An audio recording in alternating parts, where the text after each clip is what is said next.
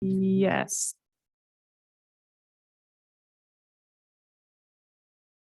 Except that Brian's not back. All right, we'll wait. Let's just a wait second. a minute, yeah.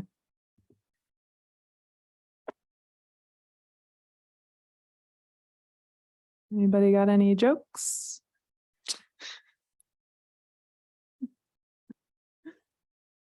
Yes or no?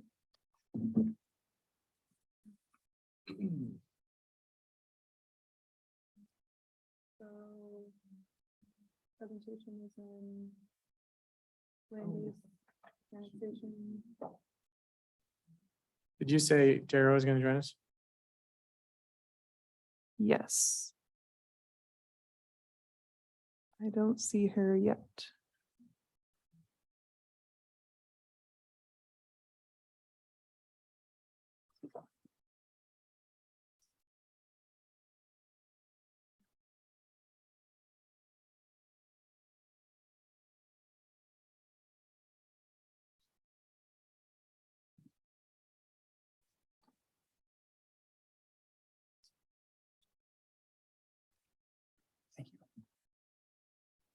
Thank you. Oops. Thank you. It tried to print 50. All right, let's go ahead and call the Escada Planning Commission meeting to order Thursday, December 8th, 2022 at 7:02. Can we get a roll call? Yes. Commissioner Hartwig, Here. Commissioner Perkins, Tara is on as an attendee, I see.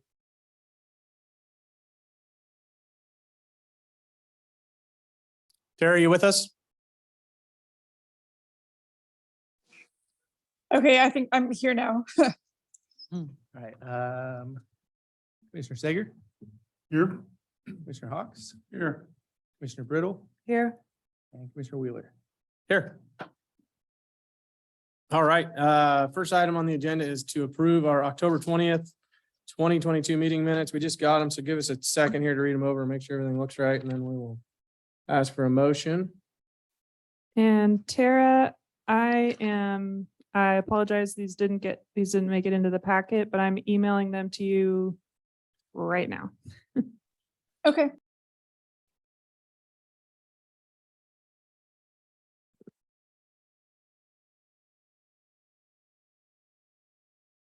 And just for the record, these will be uploaded to tonight's meeting page on the website. So they will be viewable by anyone else. Yeah.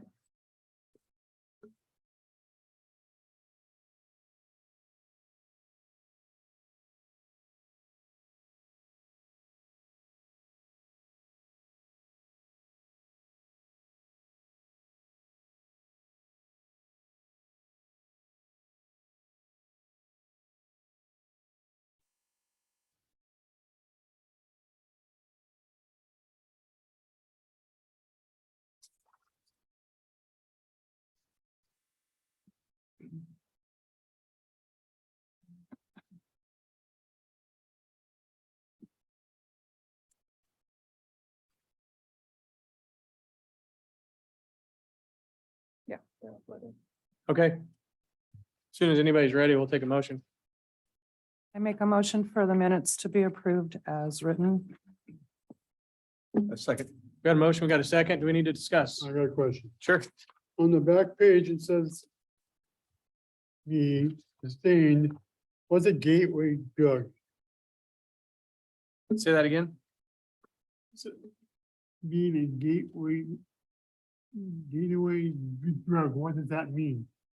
Like a gateway drug to other drugs, I think is what we were. Well, what I wanted that to say basically is I'm a foster parent related to drug, marijuana, and certain drugs. Please.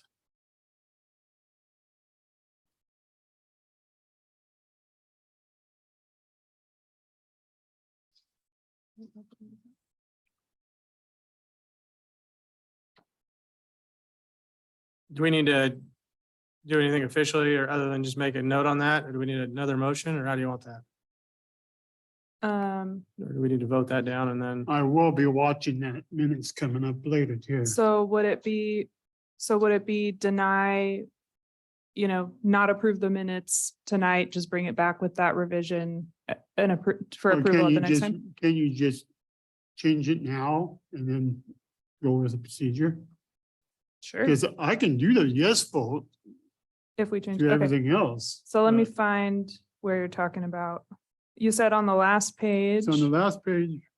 Third line down. Third line. Okay, so could you repeat? Sorry, could you repeat the change? I would like it to just say marijuana okay, let's see what, you should vote, I'm not going to vote on the marijuana. Judith believes on the marijuana being how did I word that? Basically, I want it related to foster, why related to foster parent. Maybe Foster parents, concern- Drug babies. Right, Do- there you go, that's a good way, Okay, because maybe due to his experience as a foster parent of children affected by drug use. How's that? Sounds good. marijuana starts. Got it. And it's papers are straight there, so. Okay, all right, thank you. Well, Do you want to So- vote it down? so then, If I ask for a roll call vote and everybody just doesn't vote, and then we just ask for a new motion with that. yeah, we can do that. So all in favor of the current motion? Raise your right hand. Opposed, raise your right hand. So it's voted down. Okay, there we voted down. And then you're gonna do the new motion here. I am. Yes. Since you Well- changed it. Well, I approve the motion. With the changes, how's that? And you got the changes. I'll second that. All right, motion and second. Any further discussion? All right, all in favor, raise your right hand. Tara, Yep. All right, got it. motion approves. Minutes are approved. All right. We have a few items on the docket tonight. We have a public hearing, some commission business, and a discussion that's in the commission business. We're going to start with the annexation. 2022-06 annex, the applicant Greenlight First, our Home First LLC is proposing an annexation of 3 properties described as tax lot 800, 900, and 1,000 of 34E, section 20 AB. And with that, we will ask for the staff report. Okay, yeah, I'll be presenting that.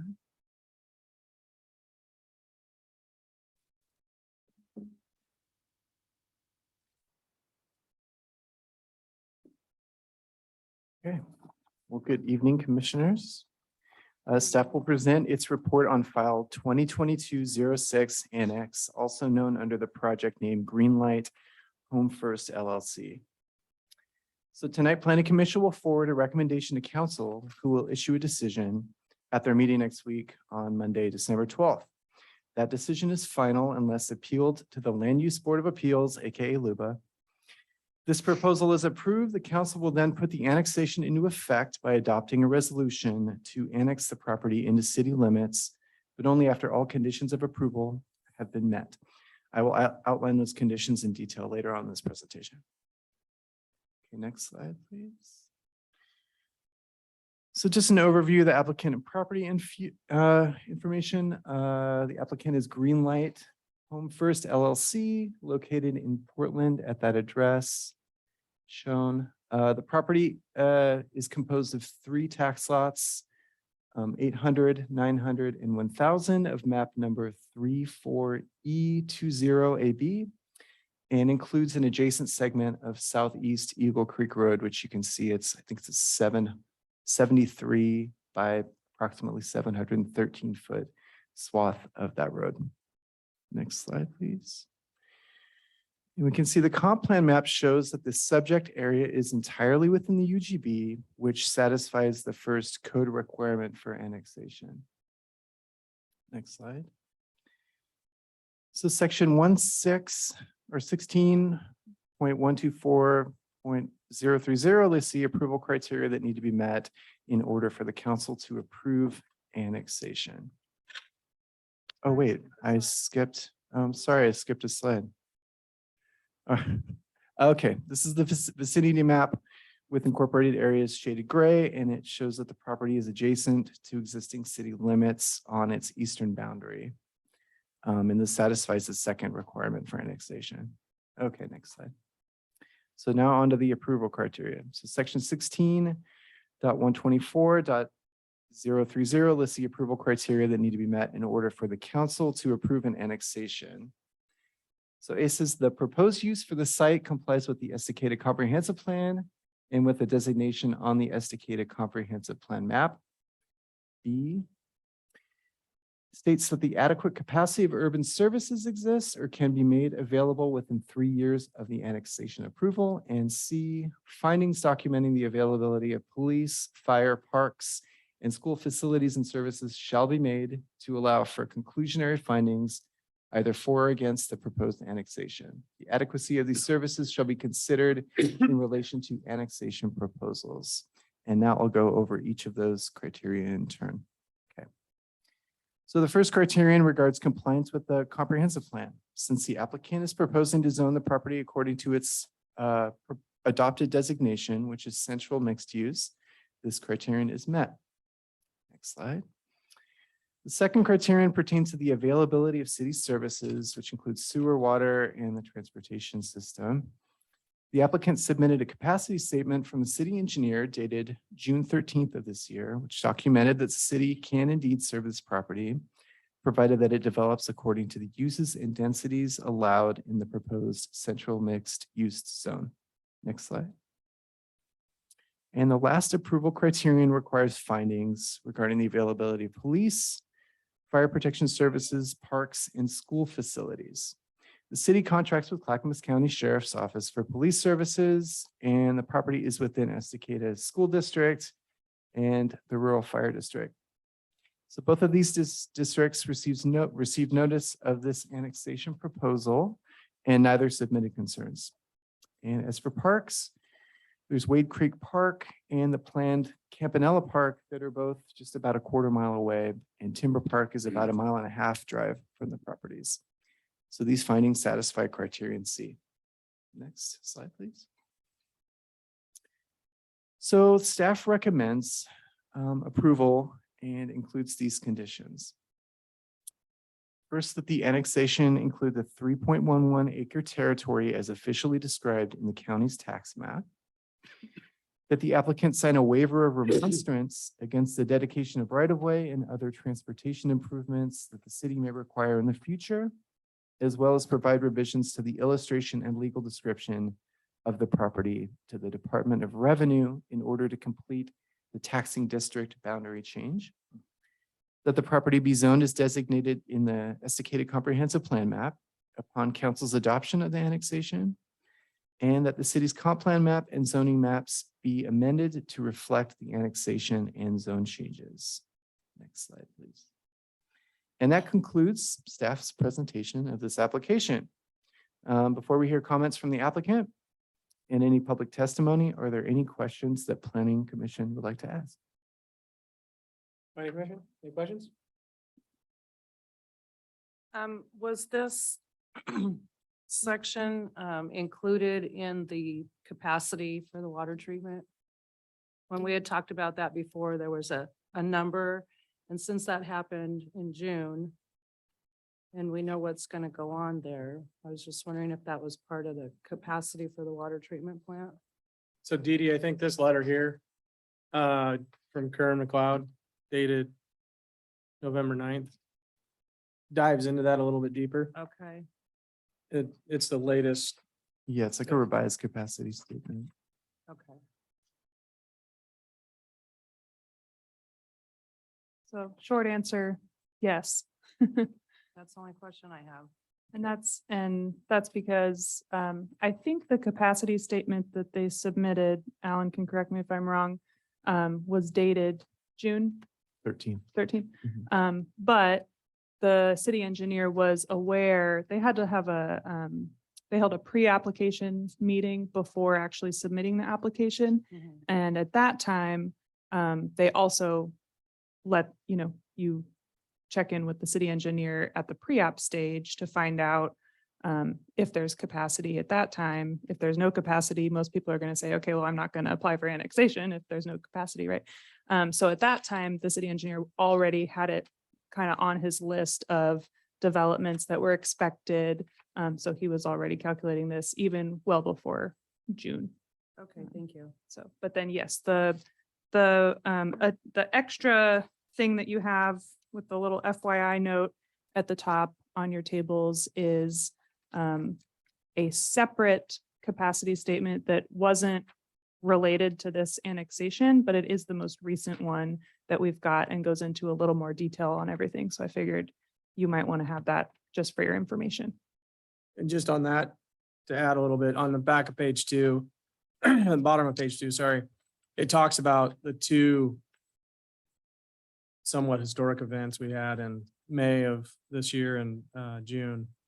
And it goes into the, what is it, 3 inches of rain in 3 days, 4 inches of rain in 2 days, and the plant capacity and how we exceeded the peak flow average. And then further down, it talks about the 1.5 million gallon design capacity was only exceeded twice in the past 15 years. But due to the 2 heavy rain events and then the added load, it happened back to back, kind of on a fluke. And then it further goes into how Public Works is going into I&I projects, which are relining a bunch of the main line and hopefully are gonna reduce that rainfall issue on the sanitary sewer, so. Which should give us a little bit more of a cushion to kind of get us through until we figure out what's gonna happen with the new wastewater treatment plant. Sorry, I should be talking into the mic better. So. This is probably available for public consumption too, if anybody else wants to Yep, really and now dive that into the we've fun stuff. talked about it in the meeting, I'll make sure this gets also uploaded to tonight's meeting page for public reference too. Perfect. Thank you. All right, any other questions? Yeah, I got one. Looking at all these numbers here, does it actually say how many households we can add to this at this time before we meet max? It does, actually. So, well, I don't know. Are you still talking about the city engineer's letter? So at the very, sorry? Kern McLeod, yes. Yep. So at the very end, the very last paragraph here, states, we conclude the treatment facility, the current treatment facility is at approximately 67.5% of capacity with the ability to serve an additional approximately 1,900 lots or 4,800 residents. We are also confident that all of these lots will not be developed within the next 3 years prior to beginning operation of the new treatment facility. So that does give us our answer, but not directly, because what we would need to then do is subtract the number of lots that we've already permitted through land use approvals like subdivisions, which is somewhere between 14 and 1,500. So let's round up to be conservative. Let's say we've permitted 1,500 new units. Some of the lots will be single family lots and some of them would be multifamily or middle housing lots. So we're going to round up to 1,500. That still allows 400 new lots to be accommodated by the existing facility. So that's not even with the new facility. That gives me a number to play with from Right. here forward, right? Right. Richard, on the bottom of page 4, it actually lists out all the ones that are pending right now. And the last one listed is this Greenlight Wade Street development, right? 36 units. Are we talking the same? Yeah. Okay. yeah, That's the one. So that is nice to have a tangible number to talk about. Mhm. I didn't get to read the last 2 pages. That's why. No, it's all right. There's a lot of good information there that we haven't seen. That's I'm a fair. slow reader. Okay. Jared, do you have any questions before we jump into the public hearing?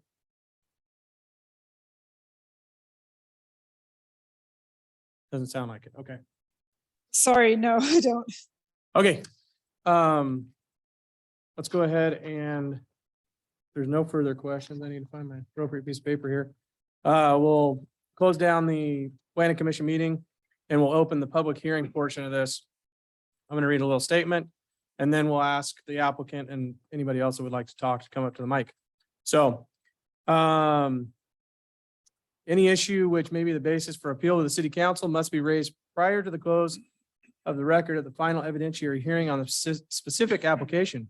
Such issues shall be raised with sufficient specificity to as to afford the city council and parties an adequate opportunity to respond to each issue. Failure of an issue to be raised at the hearing in person or by letter, or failure to provide sufficient specificity to afford the city council and the parties adequate opportunity to respond to the issues precludes appeal to the city council on that issue. With that bunch of words, would the applicant like to step to the mic, introduce themselves and give us a little 30,000 foot overview, if you'd like? We're gonna double check that that's on, and if not, we're gonna have you go over to that one. So bear with us, sorry. And if you could just introduce yourself and give us your address. I hate that thing, Mike.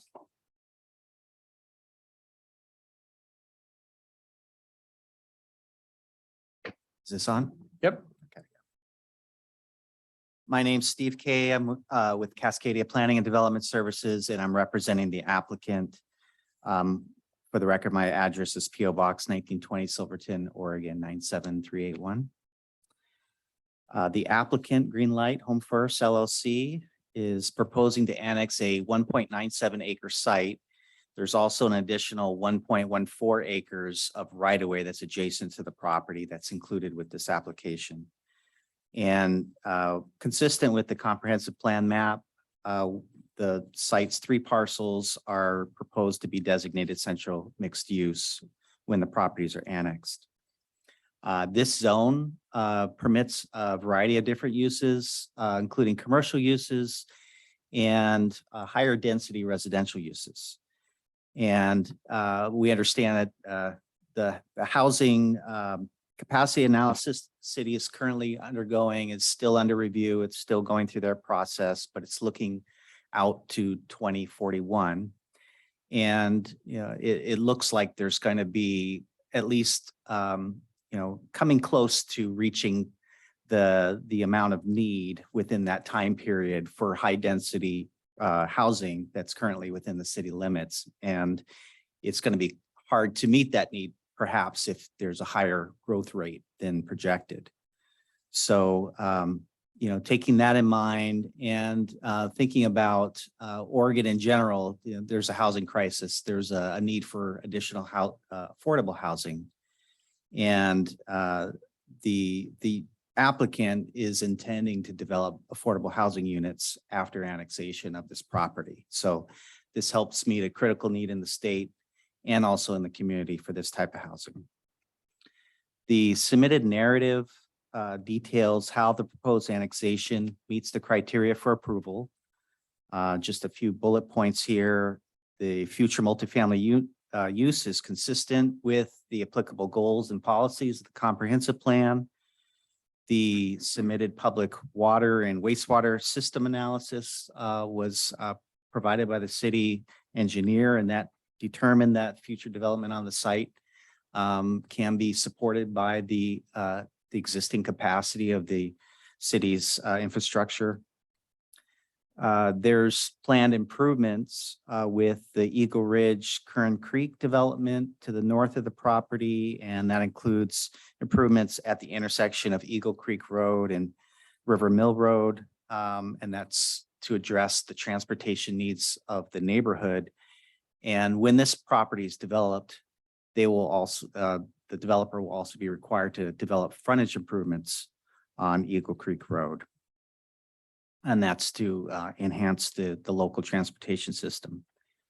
Upon annexation, the site's going to continue to be served by the Clackamas Sheriff's Office and by the Estacada Fire District. When the property is developed, there'll be park system and development charges that will be paid by the developer, and that will help improve the city's existing park system. And there was some reference to where those parks are located in relation to the site. And we've also submitted a letter from the school district, and that indicates that the district does have the capacity to serve additional students in this area. The applicant has reviewed the staff report, agrees with all the recommended conditions of approval. So with that, we thank you for your consideration tonight, and I'll be on hand to answer your questions. Thank you. Any questions?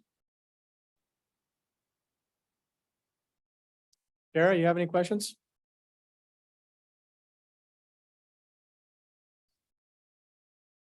look Nope, like it. sorry, no. Thank you. Thank you.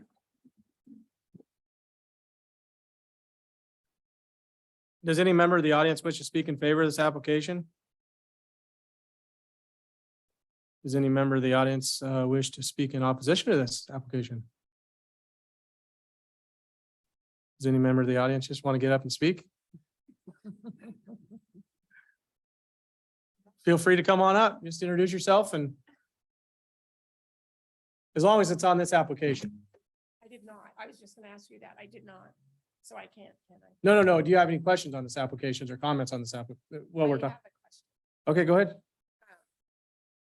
Is there, does it have to be that piece of property? Vicky, would you mind introducing yourself? Oh, I'm sorry. My name is Vicky Bellacosa, and I put my address. 870 East First Avenue, Estacado, Oregon. Thank you. Does it have to be that piece of property? Is there another piece of property? Do I address you guys or them? Well, so this is a specific application for that specific property. It does. And so I think it looks like they're working on a purchase agreement for the ground, probably contingent upon our answer here. And so they have a specific plan for that specific property. Okay. But there's other properties that are available for other projects if you're interested. No, I just think that that property would be better suited for something else for our community. Gotcha. Well, that's probably not something that we can address here, though. No, but it's for later on in tonight's meeting. Okay, perfect. Oh, okay. Thanks, Vicky. Any other audience members want to get up and speak?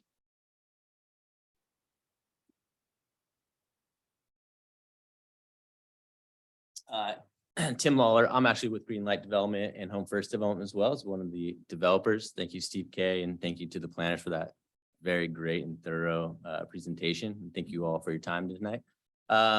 Yeah, we're very excited about this opportunity to be here in Estacado and to provide much needed housing. We really create strong partnerships. We're working with local organization like Todos Juntos and hopefully a new organization called Ant Farm, which expanded here to Estacado from Sandy, and they help at youth at-risk youth kids. None of that is really relevant to the criteria at hand for annexation, but just more information for you all. We're going to own these apartments a long time, and it's just a really good use for the land and for the city, and much needed. So thank you all. Assuming a good verdict tonight, timeline estimates, do you have any? Yeah, again, so as affordable housing, we do go through financing through the state. So there's an application process for that. We, in an ideal fast, we would find out if we were funded in August of next year. And then usually it's anywhere from 9 to 12 months before breaking down, depending on the work, maybe faster. Okay. But yeah, not relevant to criteria, just to clarify. But yeah. So thank you. If any other questions, please let us know. And thanks. All right, thank you. All right. If there's no more questions for the applicant, I think we can pretty safely exit the public hearing and go back into the planning commission meeting. And then with that, we have the opportunity to ask more questions and ask for a motion.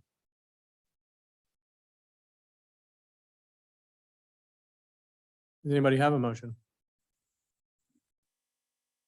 I'll make the motion to approve With the conditions? with the condition. Brian, would you mind putting, oh, I'm sorry, Dee Dee. Would you mind putting that, the three options up there we typically have? Yep. Should be approve with conditions, approve with change conditions, and then deny.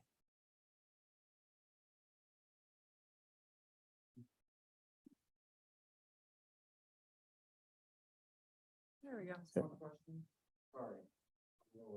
Can you come up to the, if that's okay, then he'll have to do it into the mic. Yeah, go ahead and step to the mic and just introduce yourself, please. I'm Garrett Hill, here at Campanella Estates is where I live. I was just curious, you did mention the construction of River Mill Road. Will you also be concerned with widening Eagle Creek as well? Or will it just be River Mill? Yeah, there's right of way improvements that stretch that whole length. Okay, Maybe if we could bring up a map real quick and just, sorry, I'm probably missed it, but no, it's quite all right. It's good to Maybe here. touch on it. So you can see that long, narrow strip there that Right. runs top to bottom. So that'll be improvements on the west side of the highway to match everything that's on Cascade or Campanella Estates. do you know if it will add any capacity to the highway or with the extra traffic? Will there be like, per se, like a turn lane or an entry lane? Yes, this annexation won't bring that in, but there's a subdivision that was approved last year called Eagle Ridge at Curran Creek that will be putting in north and southbound left turn lanes on Eagle Creek Road at the intersection of River Mill, and quite likely shortly thereafter, a traffic signal at that intersection. Perfect, thank you. Thank you. Appreciate it. Okay, so we have, Taylor, does that mean that gentleman that was here before, they're not gonna put in a roundabout? Correct. Okay. Unless they, well, we can talk about that maybe after, but probably not a roundabout, probably a signal. Okay. all right, So if I just heard what I heard, we're not gonna have a roundabout. We're gonna have a signal. We're gonna have left turn lane on each opposing intersection. Probably. The council's final decision on, we expect the council to decide this on Monday We're hoping that they lean that way. towards signal I am and anyway. not roundabout. Okay, got it. Agreed. okay, so we have a motion on the floor and we had a partial second and I rudely interrupted, so. That's okay. I second the motion. All right, so that was a motion with the conditions as presented and a second. Now we can really dive into any more details if we want. So do we need to dive into the roundabout or just Monday? It's a Not for decision? the purpose of this annexation. I don't think we need to talk about that. I'm happy to talk about that with anyone any other time though. Okay. All right, if there's no further discussion, let's go ahead and vote. Let's do a roll call vote if we could, Brian. Oh, Sorry. Commissioner Hartwick, Yes. Commissioner Perkins, Yes. Commissioner Sager, Yes. Commissioner Hawks, Yes. Commissioner Brittle, Yes. Chairman Wheeler. Yes. All right. Passes so- unanimous. Oh, sorry. Perfect. So that passes. It'll get moved up to the city council. Do you say next, just Monday it goes? going to the city council on Monday, and we need you to sign the findings right now, if that's okay with you. This is a Thank quick you for turnaround. not changing anything. Do I need to Bob. proofread or anything? They're exactly what was published in the staff report. They're still hot off the computer here. The ink's not dry, right? You don't really know what you're saying. 10 gallons of ice cream. You, There you go. you got 10 years more on this committee. Okay. So that goes to the city council on Monday. Monday night. Perfect. All right. Let's go on to the next one. We have commission business, which we don't generally have, but we Really? have more than one application for a vacancy here on the planning commission. It's a really popular committee here in the community now.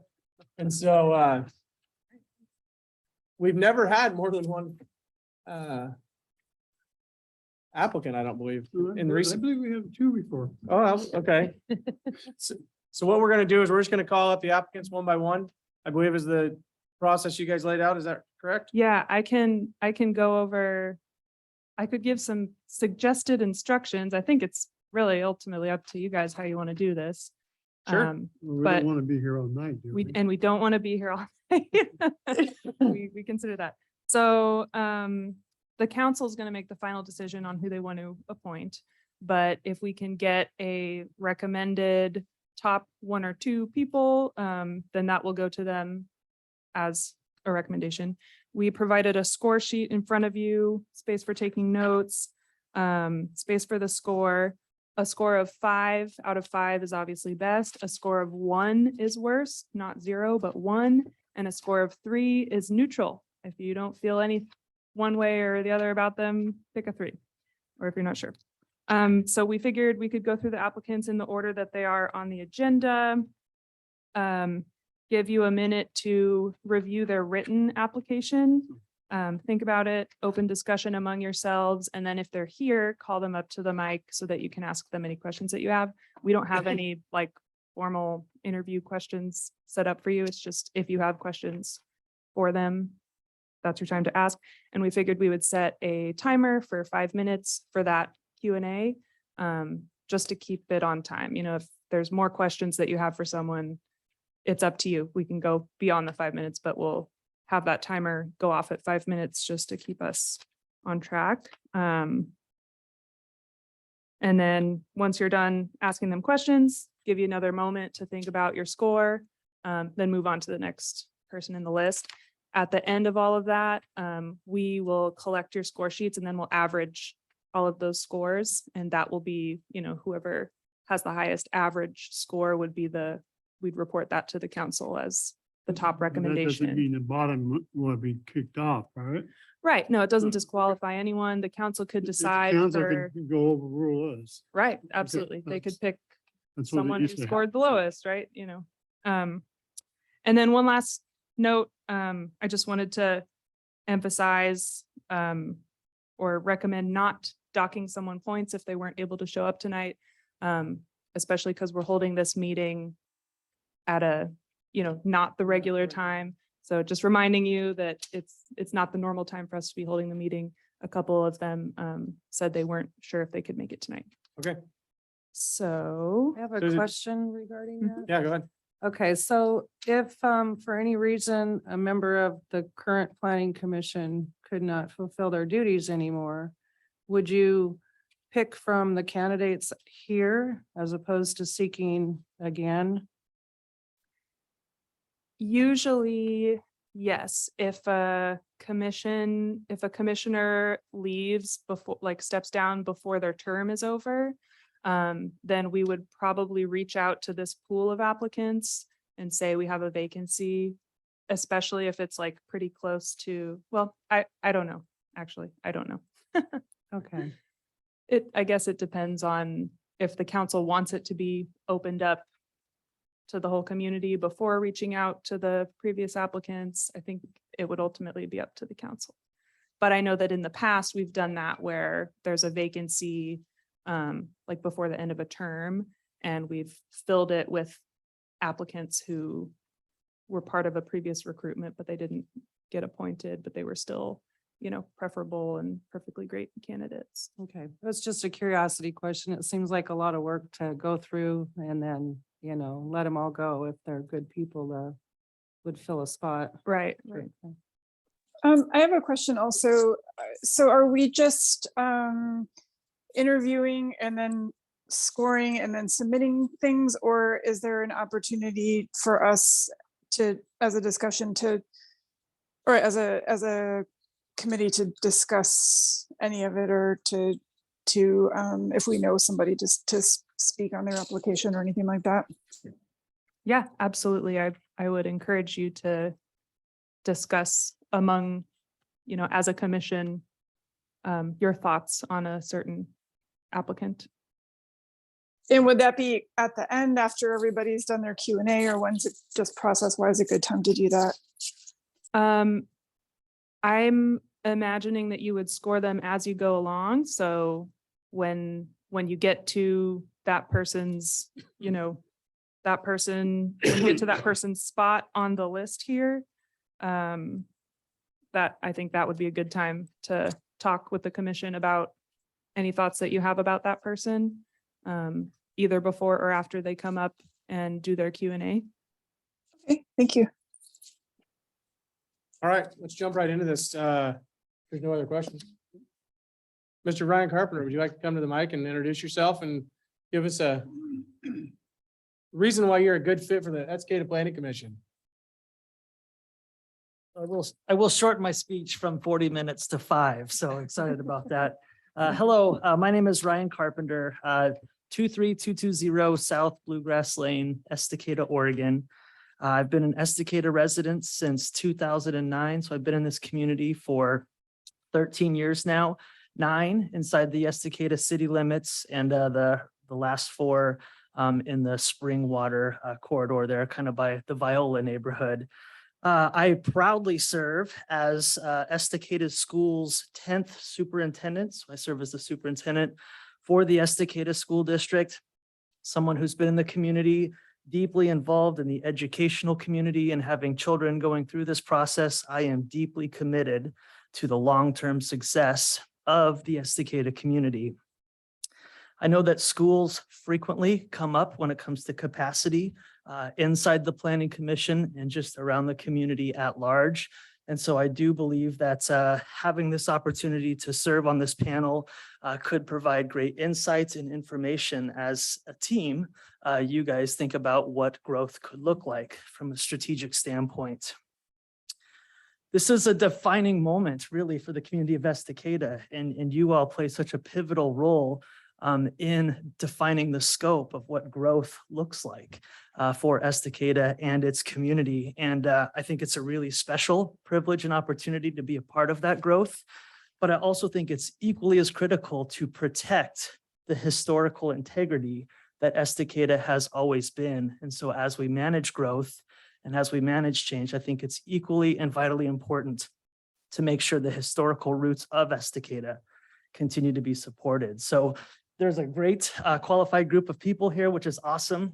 I certainly am busy too. And so no hard feelings if we go in different directions. But as Estacada changes, I think that the leader of the school district could be of value to this panel as well. So with that said, I'm here to answer any questions that you might have. Any questions for Mr. Carpenter? Your wife okay with this? Another 2 hours a month? I told her I was coming to a meeting at 7 o'clock tonight. I did not define what that So meeting she was doesn't about. know. So, yeah. Smart man. Yeah, she's very supportive of this community, of growth, and where we're at. So yes, she is supportive of this. I have a question. What did you mean? You said preserving the character, the historical character of Estacada. And I'm just wondering what that means to you. Sure. Well, it means a couple of things to me. First and foremost, being someone who's deeply entwined with the educational facility inside our community, there are a ton of families who are born and raised inside the roots of Estacada. And inside that is a deep pride of its history, of who Estacada used to be when it comes to a logging community, a commuting community. And so I do think that there are some values there that can truly be cherished and marketed as we continue to expand on this growth. However, that being said, the growth is inevitable. And so the ability to manage that so that we are an inclusive community that welcomes new people into our community while still being provided the opportunity to educate those who are moving into our community about what Estacada values are all about is kind of what I meant by that. Okay. Any other questions? All right. Thank you. Thank you. Thanks, Ryan. Yeah.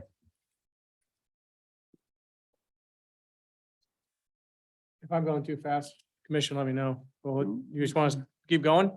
Do you want to just take like 10 or 20 seconds?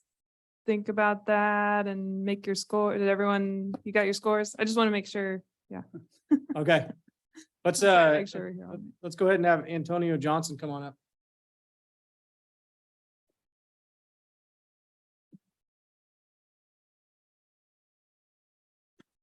How you guys doing? My name is Antonio Johnson. I reside at 380 Southeast or Northeast 6th Street. I work for Adult and Teen Challenge. if you guys heard of Dalton Teen Challenge there. I came from California. I'm originally from Buffalo, New York. But I've been working for 3 years at Dalton Teen Challenge, and I'm new here. So obviously, I don't have any roots here, but I just thought it would be great to fill out the application just to get an inside look on what goes on inside of City Hall, which I've never, just have the pleasure. I just wanted to have the experience of coming and sitting amongst great people who have the minds of a city that, that work the intricacies of planning. I thought it'd be great just to fill out the application, and it's a great experience for me to sit here and hear you guys. And, basically, I'm just like not even qualified. I mean, seriously, I'm new here. I love Estacada. I'm from a bigger city, and I just thought it would be like great to be here.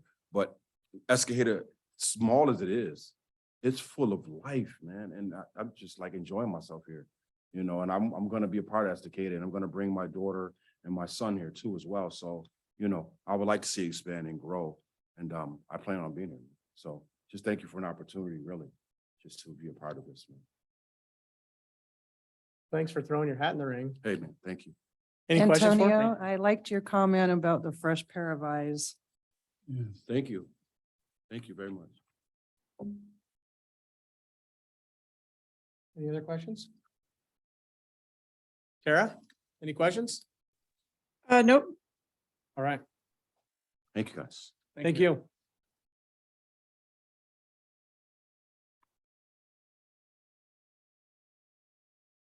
Next up, we have Valerie. And I recall she was not available this evening. Okay, She's somebody that I know from volunteering at Meals on Wheels, and I guess especially since she's not here, I would just want to give a little plug for her. She's really, really connected to older people in the community, low income people that are, probably having a different experience with growth and planning than the stuff that we're typically talking about. And she's really, really smart and really clued in. And I just think she'd be a great addition and would bring a voice that's not really currently super represented on the commission. thanks, Tara, for those comments.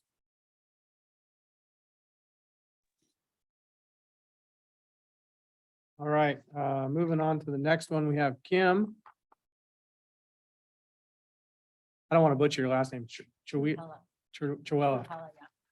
A familiar face, though. I've been here before. Good evening, Commission. My name is Kim Truhella. My address is 22877 South Stormer Road. So I'm on the other side over by Springwater Road as well. Is it the same question? What's that? Are you asking me the same Yes. question? Why am I a good fit? Well, number one, when I had been visiting with you guys over the past few months, not only did I learn a lot, I gained a new respect for what y'all do and the time that you spend doing it. City council too, and staff. It's been really incredible. I also have had the opportunity to see how involved with each packet decision, what's actually goes into making these decisions. With that said, I think that why I might be a good fit is because the nature of my business being a cannabis producer, I've had to deal with every city, state, and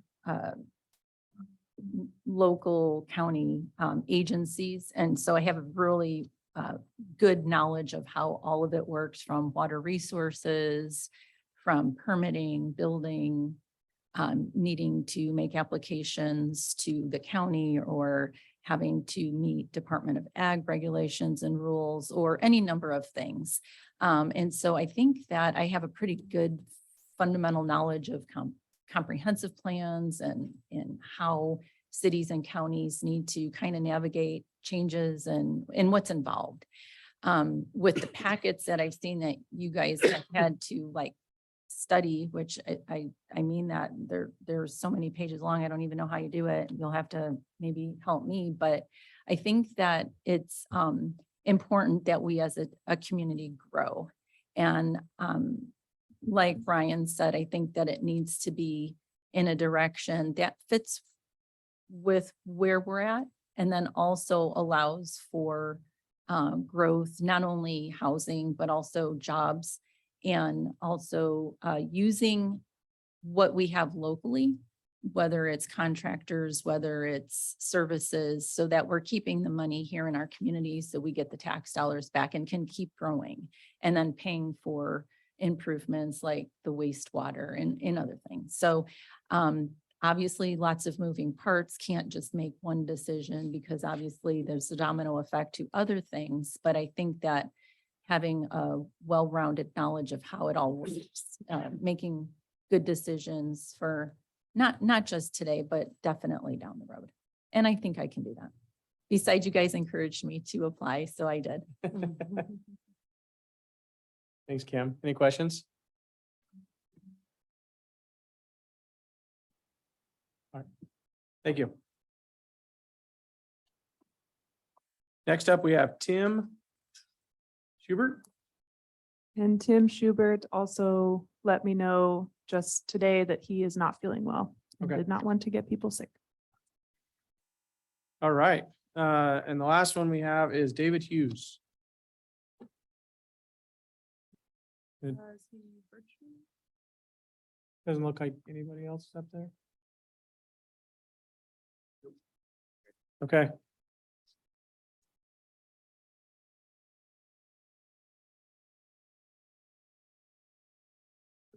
Well, thanks to those of you that came in and got up and spoke to us, and appreciate you guys throwing your name in the ring for a position up here.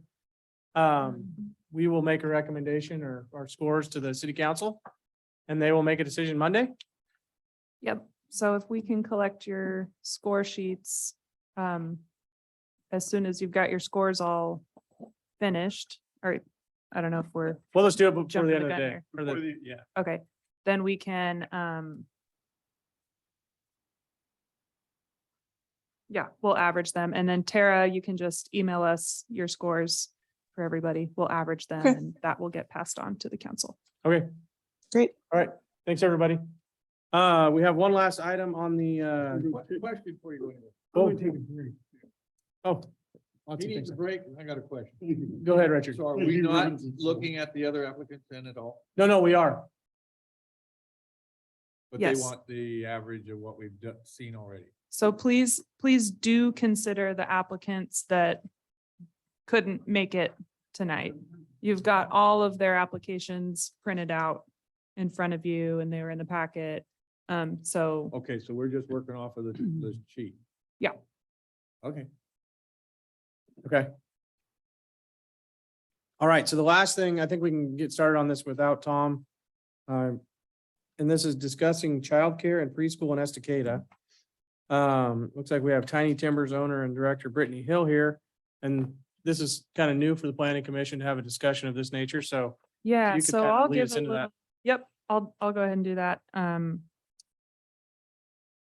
The topics on the agenda really just to start a conversation with the planning commission and ultimately city council around how to address the current and future childcare needs as the city continues to grow. Staff have heard over the past few years, we have heard a lot from local childcare providers, providers throughout Clackamas County about all the barriers that there are to childcare access and how presumably a lot of those barriers could be resolved or, decreased by changes to policies and regulations and maybe like programming incentives. So at this point, we're just beginning the process of trying to understand the issues, kind of finding out what questions would you all want to get answered if we moved forward with a formal city project to address childcare access, childcare needs. and then start thinking about what might that process look like.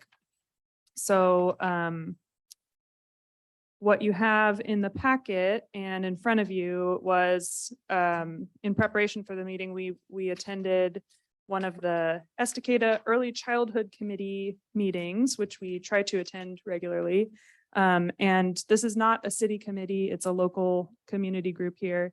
And so their purpose is, just for your information, to address the needs of children from birth to kindergarten by bringing together community members and stakeholders. The goal is to support the growth and development of children during the first 5 years of life by supporting families, daycares, preschools, and schools in the Estacada area. To create programs through strong community partnerships that prepare children to come to school ready to learn and reach their full potential to pursue a purposeful and meaningful life. So yeah, recently they've had a bunch of discussion about just the lack of childcare locations and options, not just in Estacada, but also throughout the county. And so noticing how as Estacada grows, that gap is getting larger. So looking at ways to close that gap in terms of childcare access and needs. So when we met with that community last month, we asked for some, context and input from childcare providers, people who depend, people who need childcare, on what are the barriers and issues that they're seeing, just to give the Planning Commission and the City Council some context and understanding around the issues. And so what you have printed out in front of you on this are 2 responses to that were included in the packet, and then 2 that we got after the packet went out, that we printed out for you. And those last ones aren't super long, Tara. If those didn't make it to you yet, we will make sure to get those to you. So I think I'm gonna go ahead and turn it over to Brittany Hill, who's one of the local childcare providers. We have one question here. But right out of the gate. first I'll answer a question. What policies do you or could you adjust to make it easier for these people?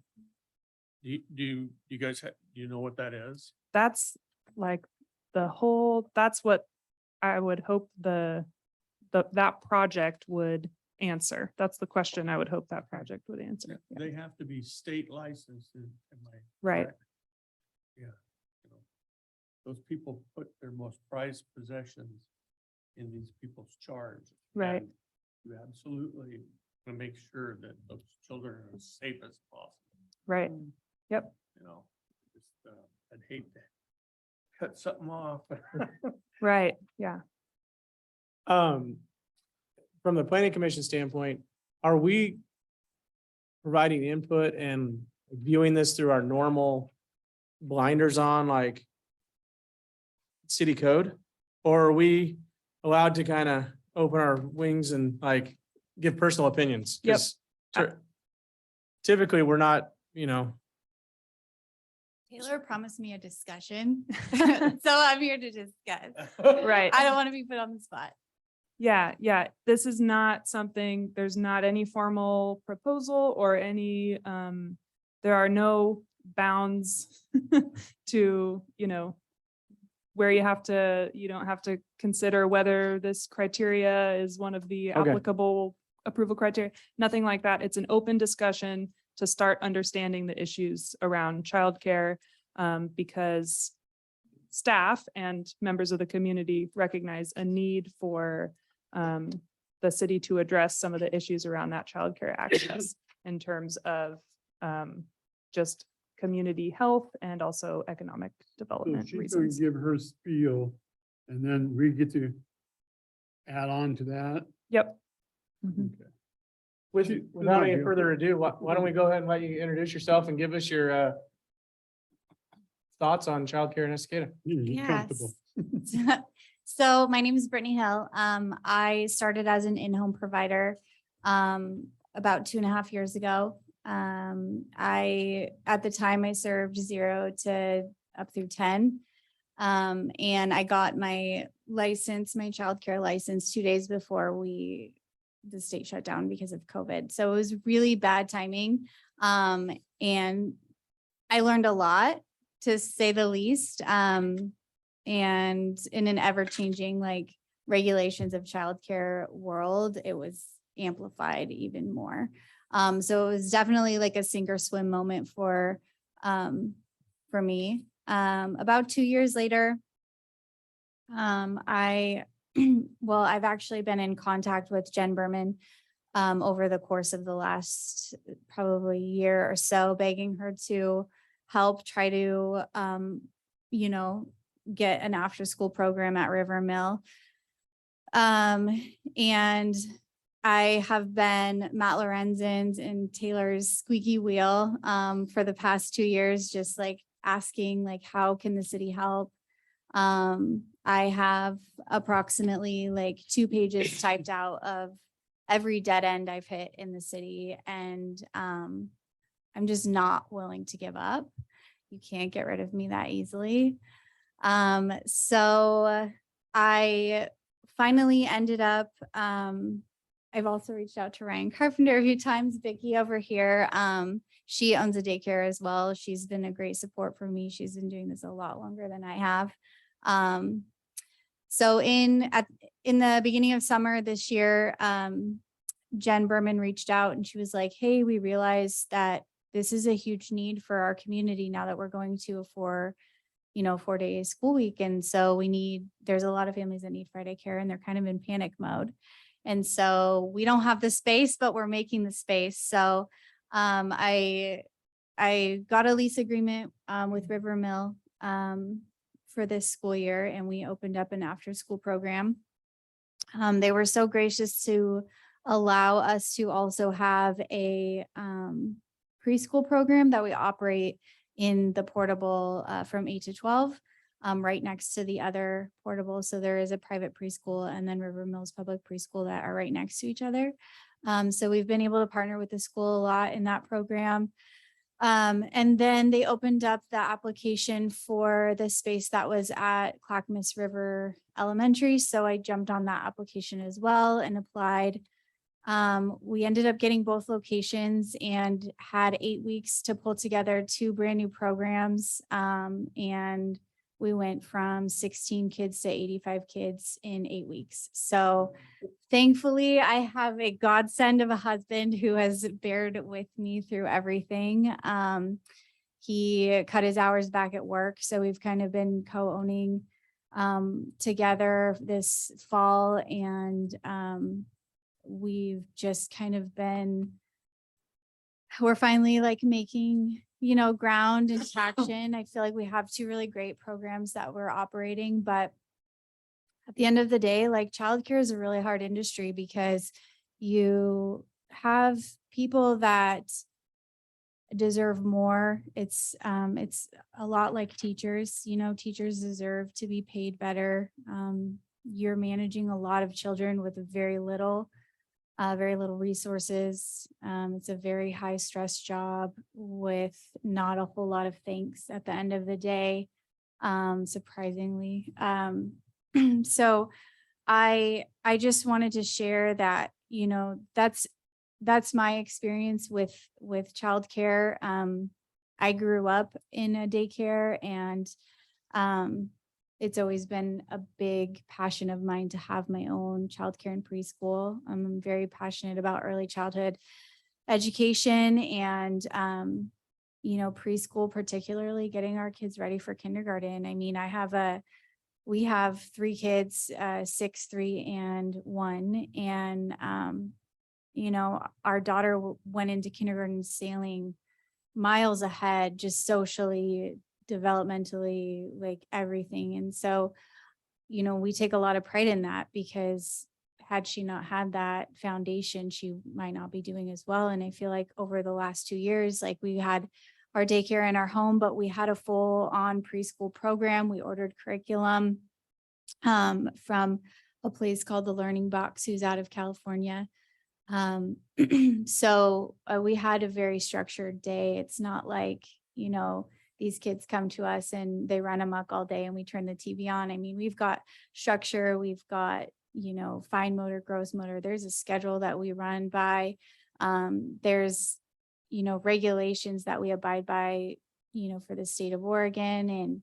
And so I feel like it's an industry that's commonly misunderstood, especially for in-home providers. Just the sacrifice that we make with our homes and our families and our own kids. And so now I'm on a tangent, but yeah, I think that the biggest struggle that we see in my I would say probably the last year, the amount of preschools that have opened up, I think has been really helpful. I mean, we still have some vacancies in ours. So I don't think that preschool age, that 3 to 5 is like busting at the seams. I really feel like where we need care is the 0 to 3, the infants and toddlers. The ratios are much harder to accommodate. It's a 4 to 1 person ratio, when you're caring for infants. So again, like it gets expensive. You have to hire, I have 15 staff between all 3 of our locations, and that's still not enough some days. So I feel like there are things that we can ask for help. Like there's ways that the city can help. I know I've hit up Taylor quite a few times just about zoning. Like zoning is a nightmare. Annexing in is a nightmare. There's so many properties like now I'm even drawing a blank on what this on delay. And the property between the bank, like they're sitting just empty. And, there's people like me who are scrambling and researching, trying to find out how we can get funding to build something out here. But at the end of the day, if people aren't moving, wanting to sell or wanting to build, on their vacant properties, or, we can't do anything. There's just nowhere to go. So, I feel like, there's not a whole lot the city can do, but I think there's some things that would, perhaps make it a little bit easier.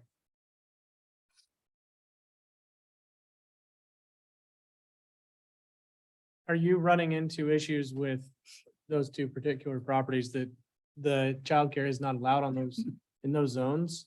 Well, it's a different issue for every property. It seems like, that property owner doesn't want to, it appears that property owner doesn't want to build anything over there. I feel like I run into that a lot. It's cheaper for them to just sit on an empty property than to do something with it. The tax write-off is more, I think, beneficial. So I feel like that's happening a lot. We've tried to, Vicky and I both toured this old ranger station. That place is like amazing. And I just see there's so much potential there for like, I mean, you're talking like buku bucks, like, like a daycare, but like tapping into like other places too, like the dance studio.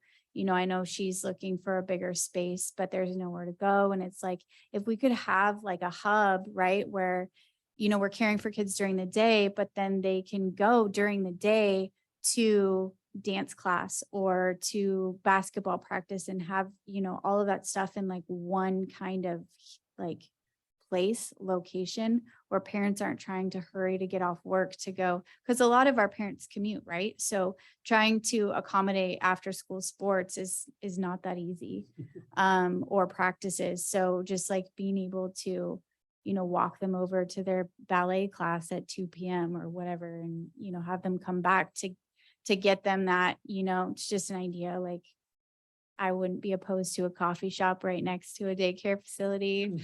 I'm sure a lot of parents are getting coffee on their way to work, but, it's just, so that's like one of the places we explored. We've tried to contact the owner of Andale, and at last we tried to explore that property was last year when Matt was the economic developer, city planner. I'm not sure what, I think he was the economic developer. And he was just really hard to get a hold of. It just seems like there's a lot of, we just keep running into a lot of like dead ends like that. We did call on the properties that the green light company is looking to put the apartments in. My husband called on those. I don't really remember all of that conversation, but maybe you can. The green light properties across from Campanella.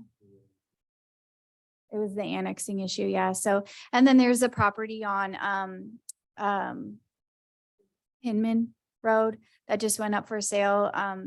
And I have the maps of the, you know, the current plan and then the future plan, and all of that's like planned on being annexed in. But I just spoke with Taylor on the Hinman house because they listed it like 6 months ago, and it's a really nice property. But Taylor's like, oh, they're putting a hold on like annexing things in. And I'm like, well, like it's hard because if, you know, we're running into this like every corner, it seems like the property, I think on 6th Street, right where the schools meet, like again, like that would be another great location, like right, it's really central. I can't remember if that was a zoning, I forget at this point, I have a bunch of notes, but yeah, it just seems like it's really hard, and we're running into a lot of that sort of thing every avenue we kind of turn. What zones are daycares explicitly allowed other than like the in-home ones?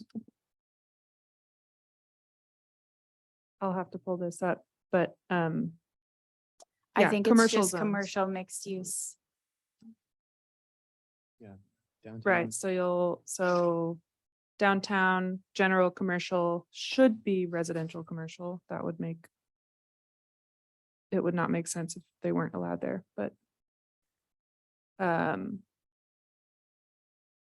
Central mixed use. Mill area mixed use, but that has the hurdle of. You have to, in order to develop in that zone, you have to submit a master plan, and all this stuff.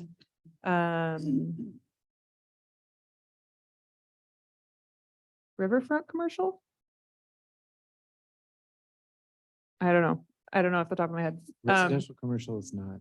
It state doesn't that. allow? Okay. But it just doesn't. yeah, And I it's not think stated. that ranger station is zoned riverfront commercial, if I remember right. Right, It's advertised as daycare use, but it's not allowed to be zoned that way. but it's. Oh, they're It's oh, I see. advertised as Mhm. daycare use, but it doesn't actually allow for that in the zoning. I have a question.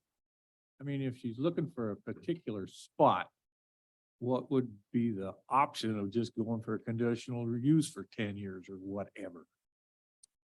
Yeah, Seems like we're kind of hitting ourselves against the wall for something that's needed towards something that they can't get, even though they can almost touch it.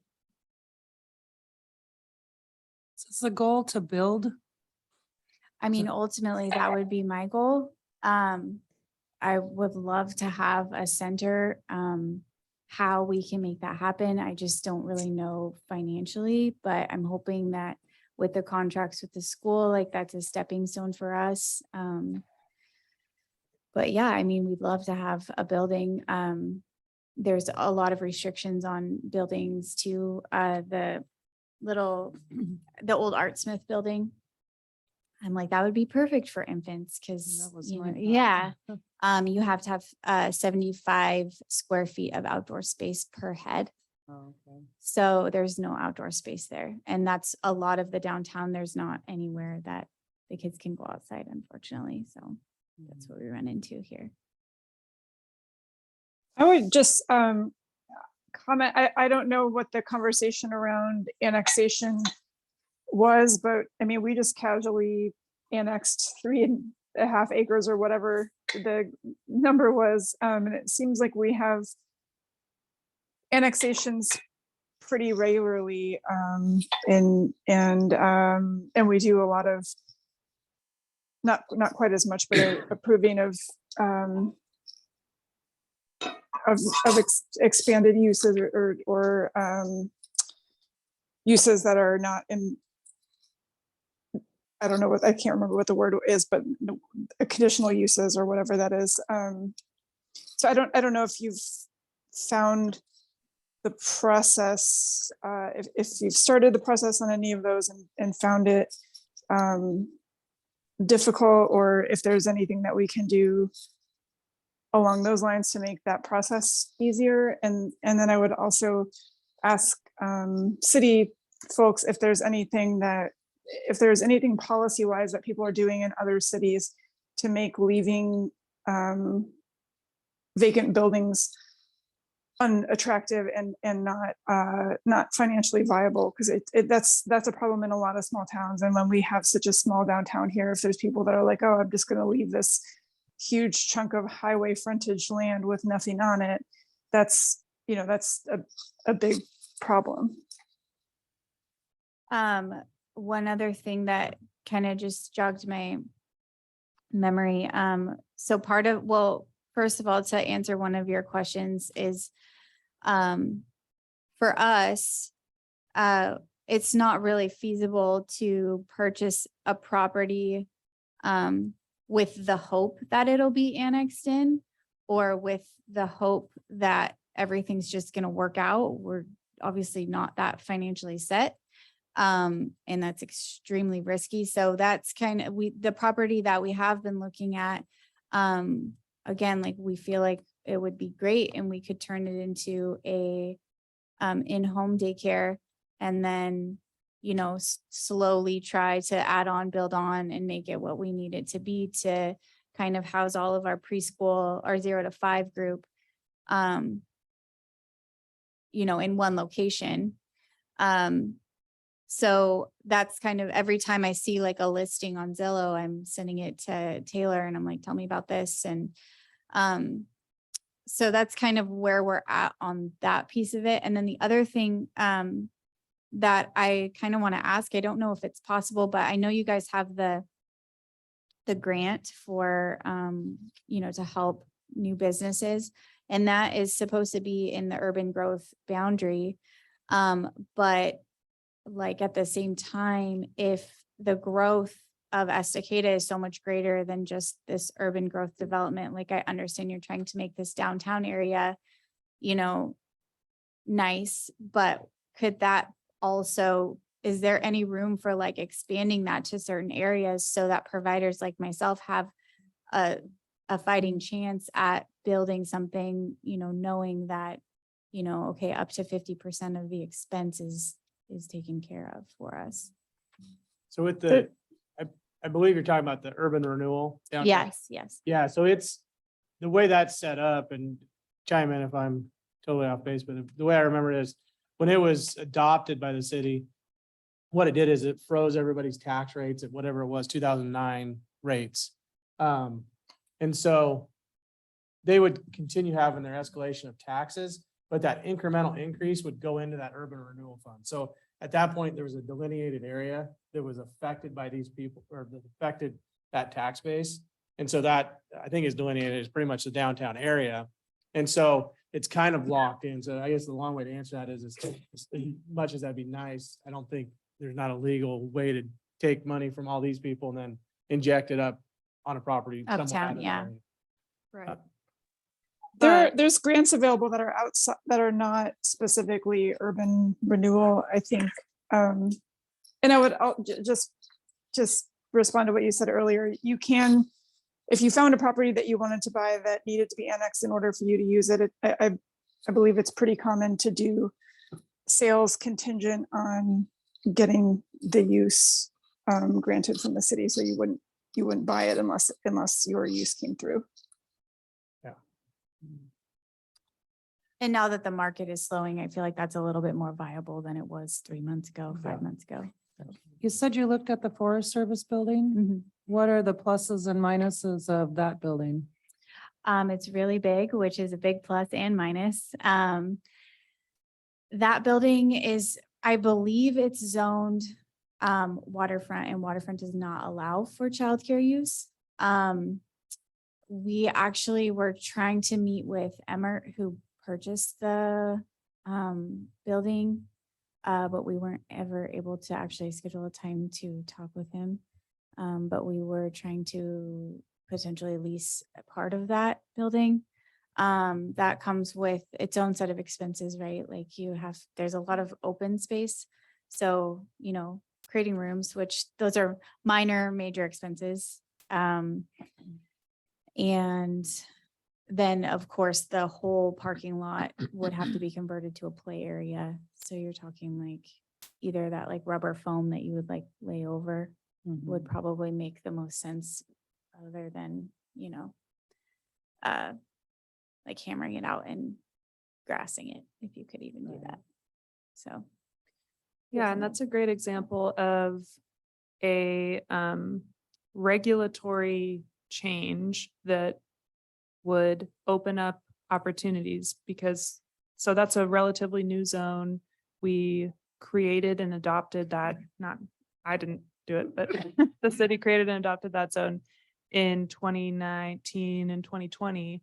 And looking at the uses that are allowed outright, I don't think that daycare would conflict with the intent of that zone at all. You've got sales and rentals of outdoor rec equipment, restaurants, cafes, bars, etc.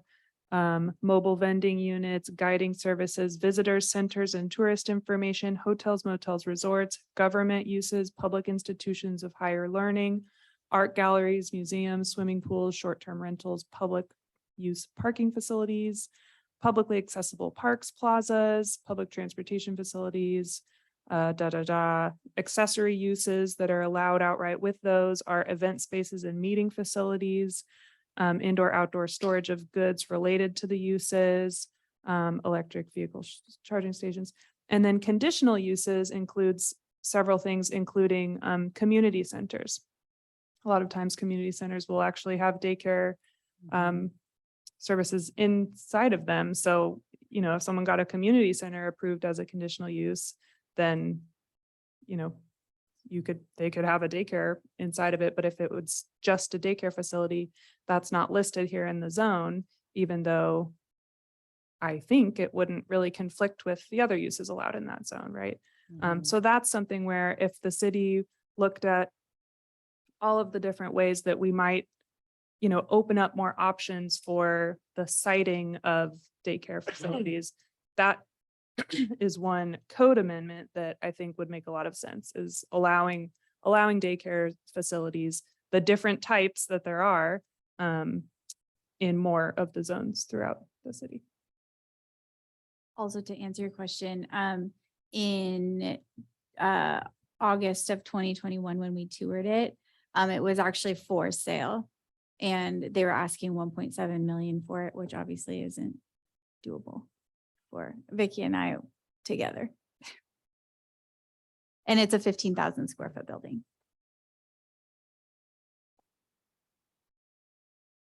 So I guess where do we go from here and what do we want to, how do we want to move forward? Yeah, so from staff's perspective, there's a lot of information that we don't yet fully know about, the intricacies of the issue. We haven't done a thorough, like code and policy audit related to like, where are all the, different places in our comp plan and our code that do or might impact childcare access, the siting of childcare and daycare facilities.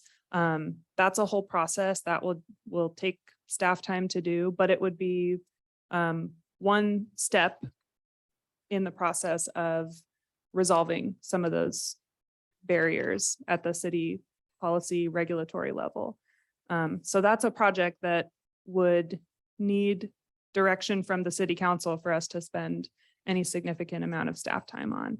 So one thing that I'm imagining would help get us going would be the planning commission recommending that the city council, take a look at these issues and agree to spend at least some staff time. Maybe we don't need to hire a consultant for this type of project. Maybe it's just spending about a year doing more community engagement, doing more research, gathering up some information and working with the planning commission, maybe the other city committees, other, local committees, like we have our early childhood committee here locally, and then there are some childcare related committees at the county. Really trying to get a full understanding of the issue and the options that we have for resolving some of those barriers. And then at the end of that process, develop those, solutions and look at what policies and code amendments we might want to adopt. But yeah, that's going to be at least a year-long process, if not a What little I more. would like to see, I know I checked that Old Forest Service and they asking a lot. The science right there is obvious.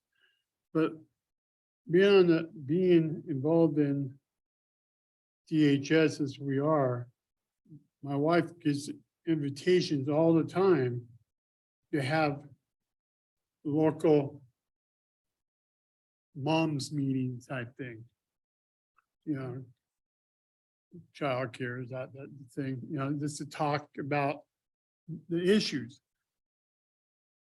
If we could kind of get it together like she recommended, where we have part of her space, not this place, any place, and the city can help out, that's the way to go, because we do need a community thing.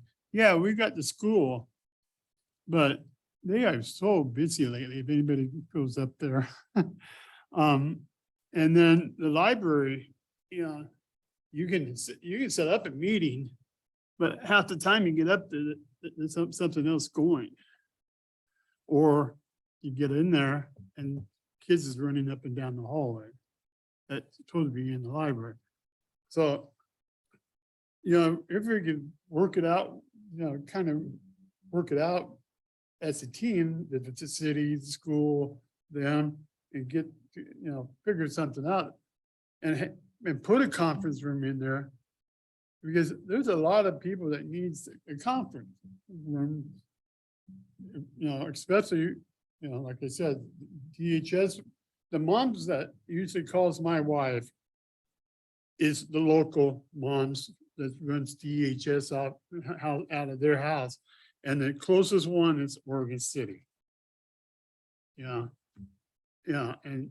Oregon City is not that far, but you can't get their rooms till 6, so 6 to 8. You head home at 8 with a kid that should be in school the following day, if the kid goes, that is. But that's my opinion. I think we kind of should see if we can work the three functions can work together somehow. I know the money's tight, but it won't hurt to check.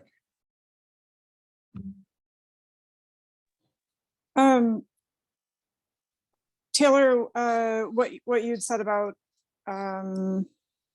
staff and getting permission to kind of do an audit of policy and code around childcare stuff. That seems like a great thing that maybe could be opened up to 1 or 2 people from the planning commission who might be interested in helping with that. So, because we can do stuff outside the meeting and as the staff and maybe take some of that work off of staff's plate if there was anyone who was interested in doing it, just because we've been talking about stuff that we can do as a group that's more proactive and less of a zoning board vibe. So I just want to put that out there.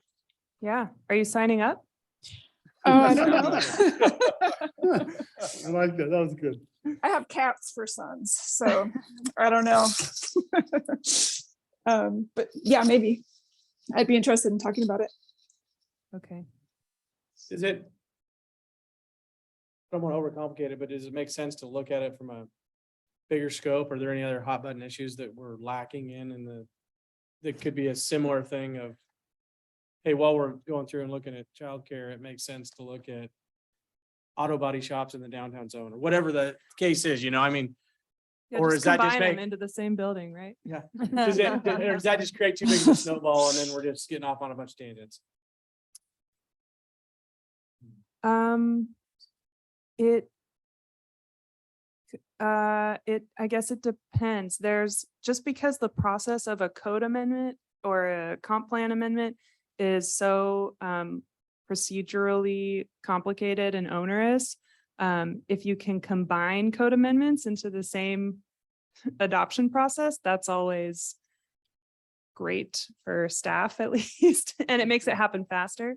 So yeah, actually, while I was thinking about this, I was thinking, okay, well, we know we've got, we can anticipate a code amendment at the end of the transportation system plan update. Can we justify like rolling some childcare code amendments into that? And maybe we can't. I mean, cities do that all the time. They update their codes, completely unrelated parts of their codes, since they're going through the process anyway. So yeah, I think we would want to look at that, like timing wise, can we streamline things even if they're not super related? That said, childcare access is quite directly related to economic development,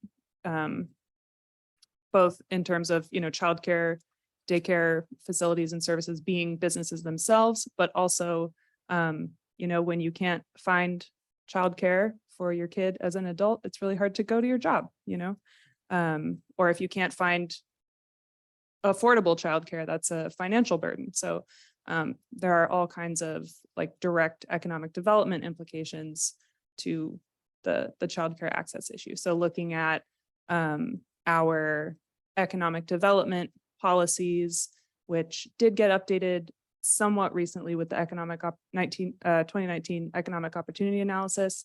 But there's been so much growth that it's always good to revisit those. We're already almost 4 years out from that. So Things have changed a lot since then. so yeah, I think to what you were saying, Ben, is it would be great if this examination looked at other related issues that aren't specifically childcare, but just other issues that interact with childcare or economic development generally. Do you have any last things you want to add or leave us with? No, thank you for having me here tonight.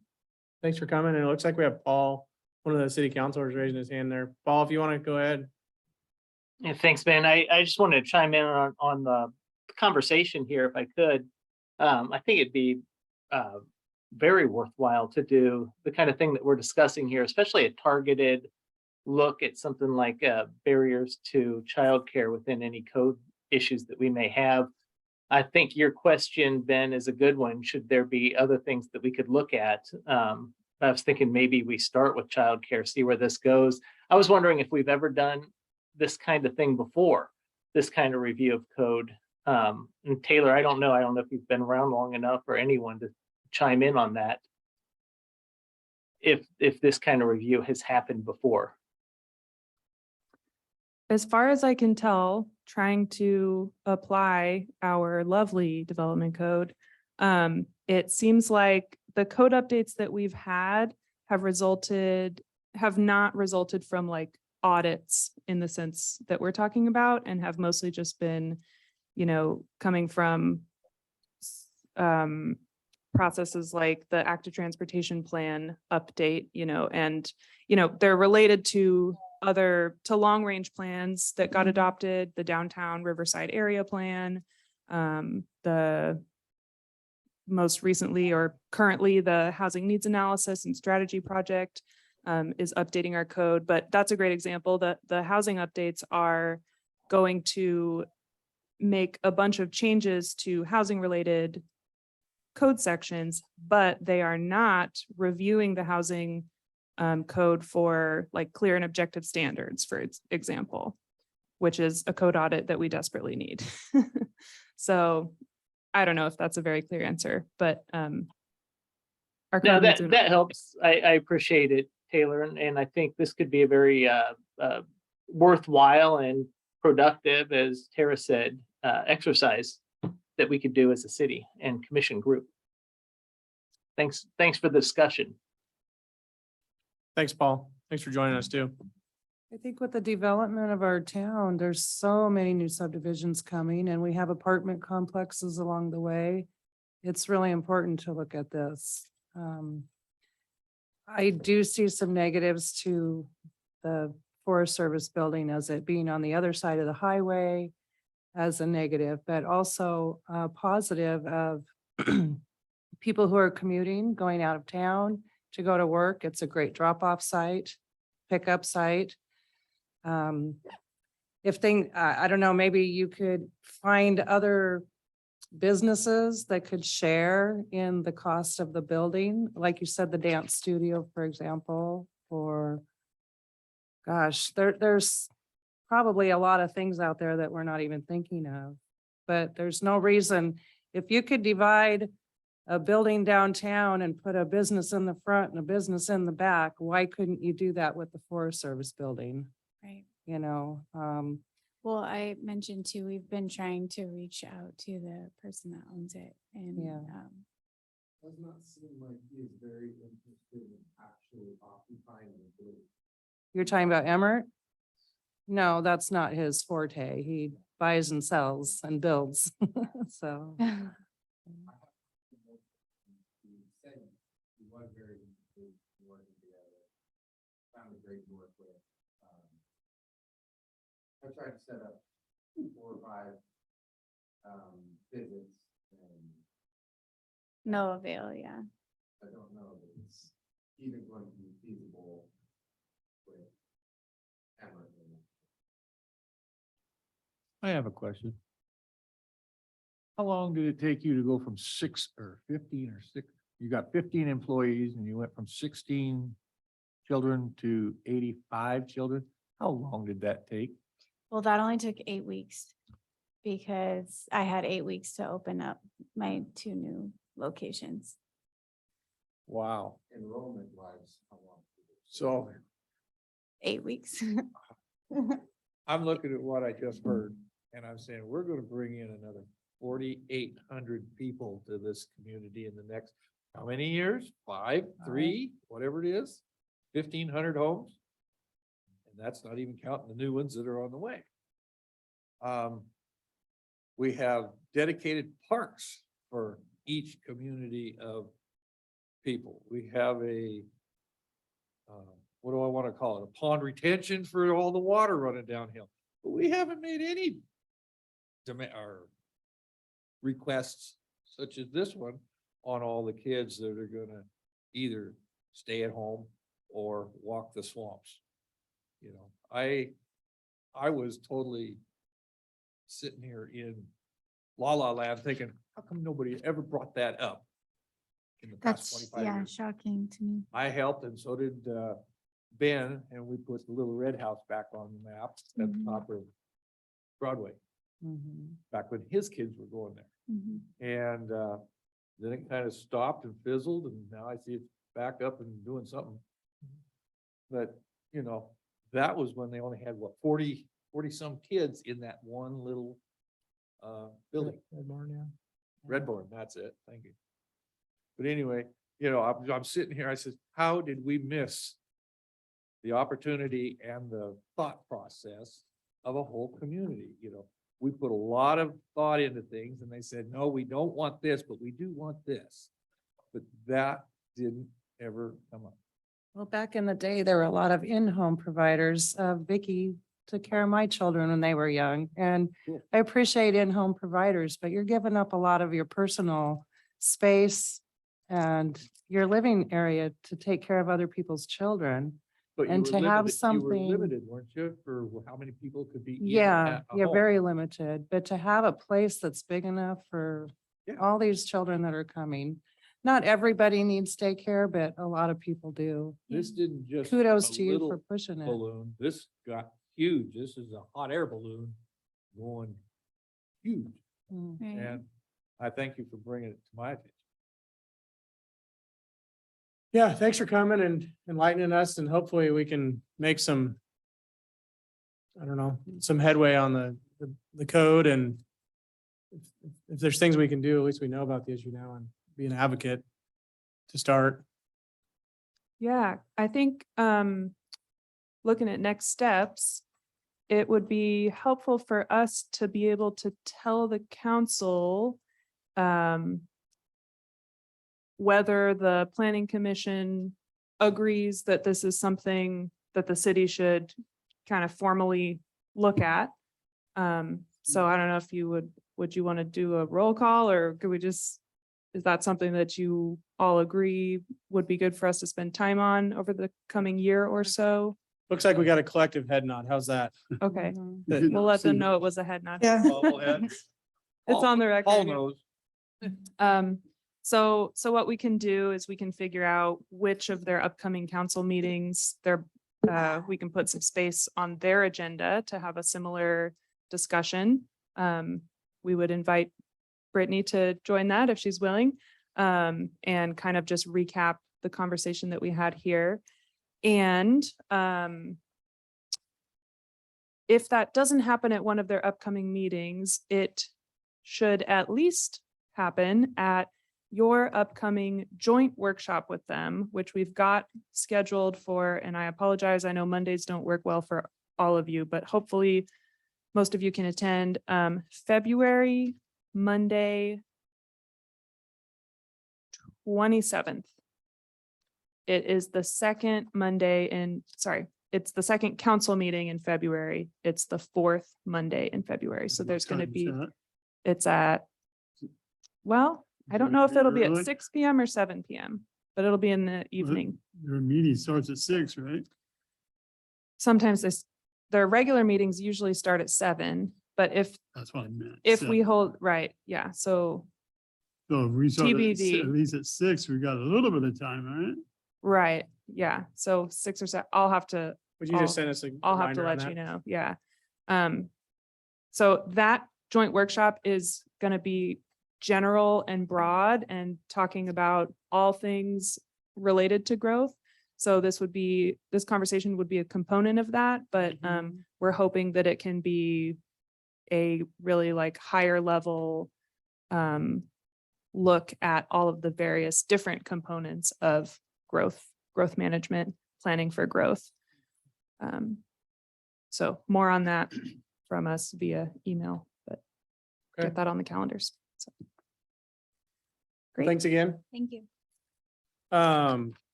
Do we have anything else for the month of December?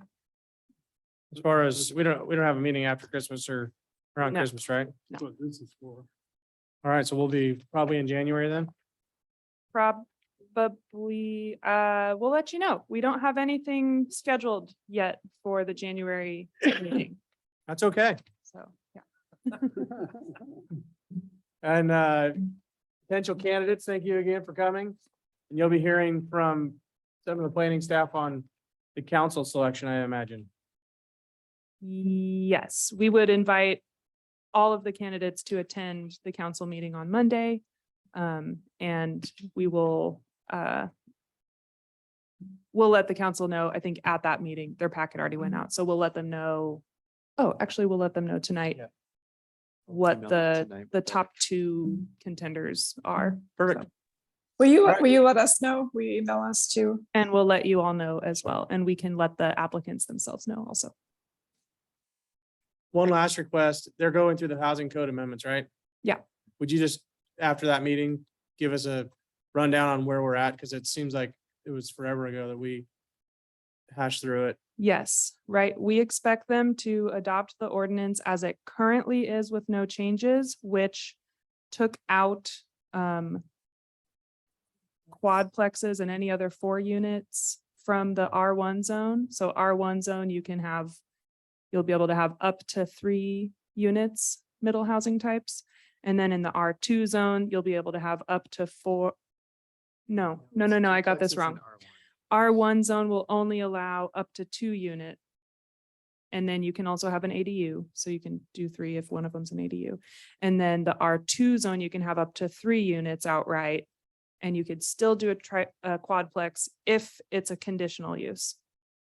Gotcha. There were a couple other changes in there, but we'll let you know Perfect. Yeah. Okay, Thank you. let's go Right. ahead and adjourn this at 8:44. Thanks, everyone. Good job. You guys want me to hand, those in? Or you guys can hand them in, doesn't matter to me. I